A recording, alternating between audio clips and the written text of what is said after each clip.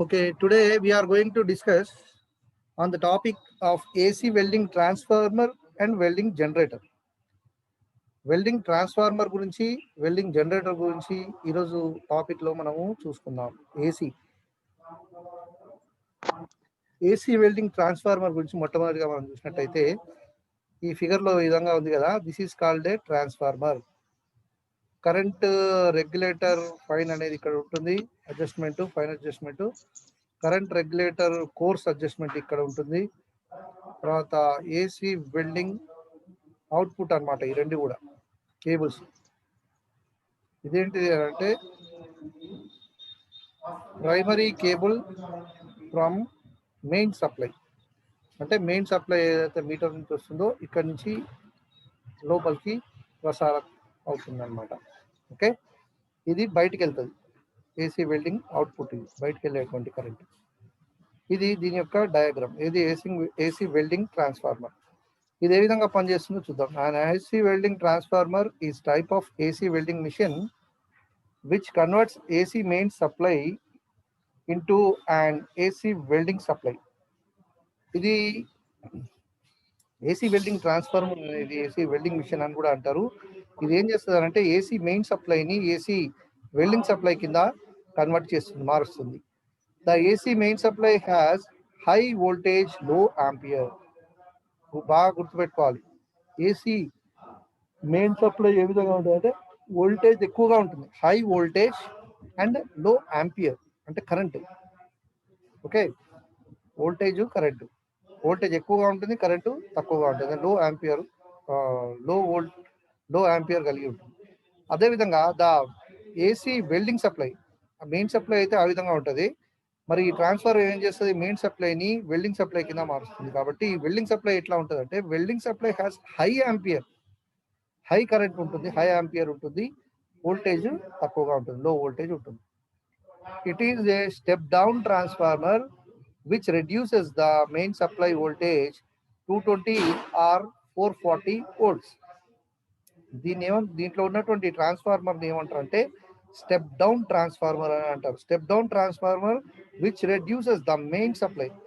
ఇది ఏం చేస్తుంది, మెయిన్ సప్లైలో ఉన్నటువంటి వోల్టేజ్ ని 220 లేదా 440 వోల్ట్స్ గా మారుస్తుంది, తక్కువ చేస్తుంది అన్నమాట. To the welding supply open circuit voltage OCV. దాన్ని ఏం చేస్తుంది, రెడ్యూస్ చేస్తూ welding supply open circuit voltage అంటే ఓసివి అంటారు. బిట్వీన్ 40 to 100 వోల్ట్స్, 40 నుంచి 100 వోల్ట్స్ మధ్యలో మెయింటైన్ అయ్యేలాగా చేస్తుంది.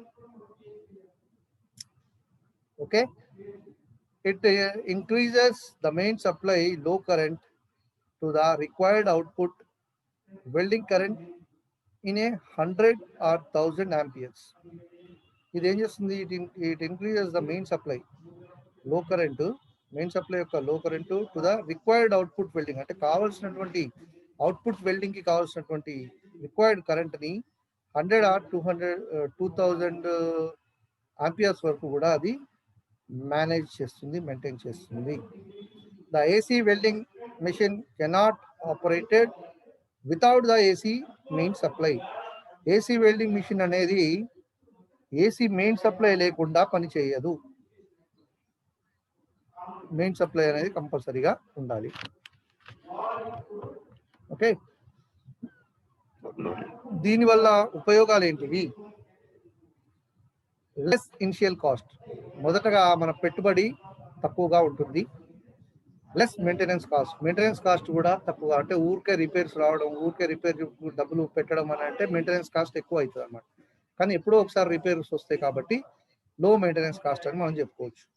Next, freedom from arc blow. Arc blow నుంచి మనకు ఫ్రీడమ్ ఉంటుంది, అంటే విడుదల. ఆర్క్ బ్లో అనేది ఎక్కువగా జరగకుండా మనకు కాపాడుతుంది అని అర్థం. Magnetic effect which disturbs the arc is called the arc blow. ఈ మ్యాగ్నెటిక్ ఎఫెక్ట్ ఏదైతే ఉంటుందో అది ఆర్క్ ని డిస్టర్బ్ చేస్తూ ఉంటుంది. ఆ ఆర్క్ ని డిస్టర్బ్ చేసేటువంటి మ్యాగ్నెటిక్ ఎఫెక్ట్ ని ఏమంటారు అంటే ఆర్క్ బ్లో అని అంటారు. డిసడ్వాంటేజెస్, దీనివల్ల మనకు ఉన్నటువంటి నిరుపయోగాలు ఏంటంటే, ఉపయోగాలు నిరుపయోగాలు. ఇప్పుడు మనకు డిసడ్వాంటేజ్ ఏంటి, నష్టాలు ఏంటి అని అంటే, not suitable for the welding of non ferrous metals, light coated and special electrodes. అంటే ఇది నాన్ ఫెర్రస్ మెటల్స్ కి సూటబుల్ కాదు. మీకు మొదటే చెప్పిన ఫెర్రస్ మెటల్స్ అంటే ఏంటి, నాన్ ఫెర్రస్ మెటల్స్ అంటే ఏంటి. ఫెర్రస్ మెటల్స్ అంటే ఐరన్ కలిగి ఉన్న వాటి అన్నిటిని కూడా ఫెర్రస్ మెటల్స్ అంటారు. ఐరన్ లేనటువంటి వాటిని non ferrous metals. Okay, interrupt అయింది, ఇంటర్నెట్ డిస్టర్బ్ అయింది. వినిపిస్తుందా, వస్తుందా, స్టక్ అవుతుందా?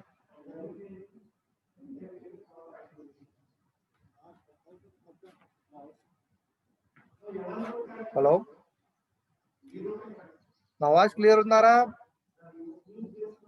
Hare Krishna,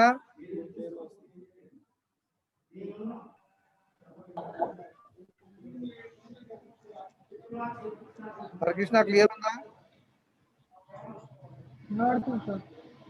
disadvantages, not suitable for the welding non ferrous metals కి ఇది సూటబుల్ కాదు.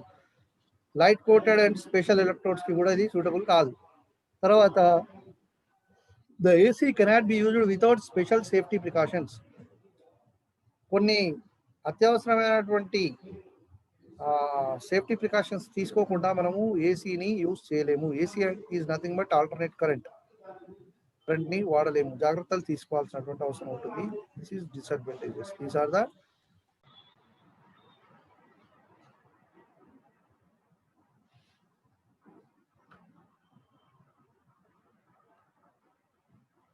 సో ఇందులో ఈ ఫిగర్ చూసుకోండి. ఇది ఫిగర్ చూసినట్టయితే ఎట్లా పవర్ సప్లై అవుతుందని చెప్పి ఒక లైన్ డయాగ్రామ్ ఇచ్చాడు.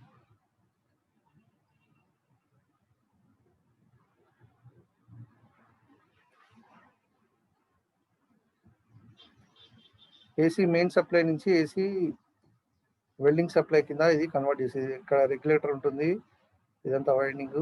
సెకండరీ వైండింగ్ ఇదేమో ప్రైమరీ వైండింగ్. ఇది వచ్చేసి రిటర్న్ టు లీడ్కి వెళ్తుంది, ఎర్త్ ఇది. తర్వాత ఇది వెల్డింగ్ జరిగేటువంటి ప్రాంతం. సో ఇది మనము నేర్చుకున్నటువంటి AC arc welding, generators and transformer. Okay, this is the topic today. అందరూ మీ ఫోటోగ్రాఫ్స్